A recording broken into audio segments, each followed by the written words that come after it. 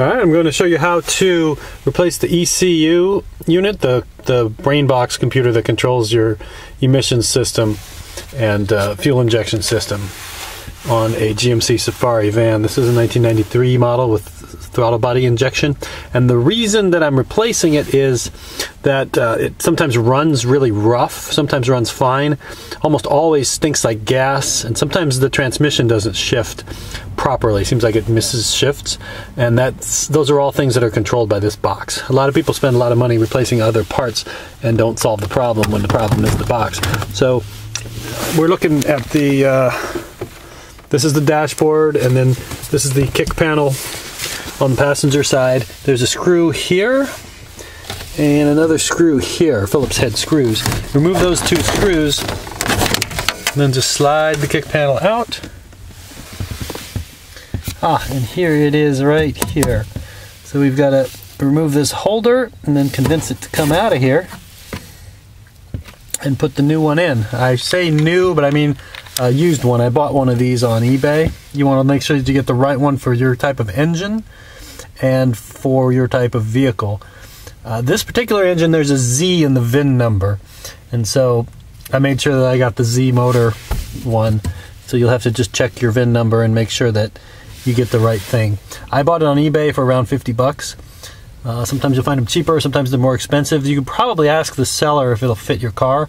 If you don't know what you're talking about, you can send them the VIN number and send them, tell them what year it is, and they can tell you if it'll fit or not before you buy it. There's a bolt here, and there's a bolt on the other side there behind that wire that hold this bracket that holds the thing in. So you just remove these two bolts and then pull it out. So we're going to do that, and then replace it with the junk one. Of course, you want to disconnect the power from the battery before you do this. So just to keep it from getting zapped or anything bad happening electrically. Alright, so we remove this.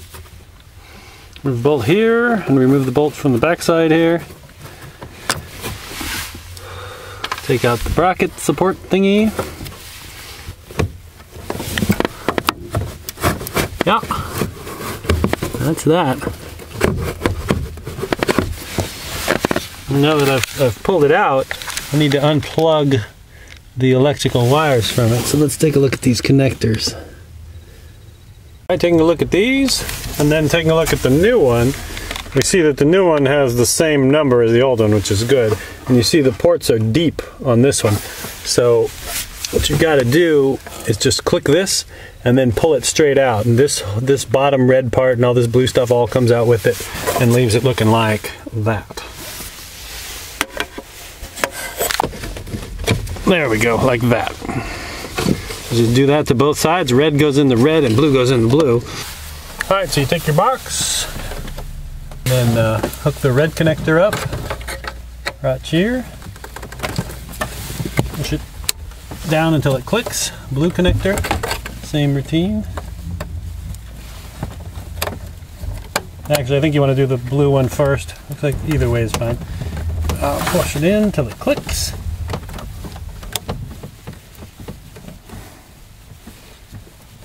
Good, and then I want to do an inspection to make sure that none of these little hooks have become unhooked on either side.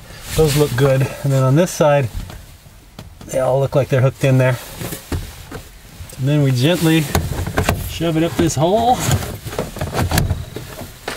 Reinstall the cross brace. The cross brace has little feet on the back of it that hold the thing up. They hold it up so that the wires down below don't bounce up and down in there and rub against anything. There's a wire that runs up and down the box in here that's kind of taped to it, so I just make sure that that's pressed against it so it gets on the inside of the kick plate. Shove the kick plate back into its location here. Sorry, all you can see is my back. Doing this at night in the rain, in the dark. So it is what it is, but you get the idea. So I shoved the kick plate back into place. There's a screw that goes here, a screw that goes here to hold it in, and that's all there is to that. Then we go and hook the battery back up fire it up and see if anything happens. Hoping that it will be a miracle. Christmas miracle, and I'll have a van again that doesn't cough and sputter and stink like gas. Alright, start, you vicious, vicious bastard.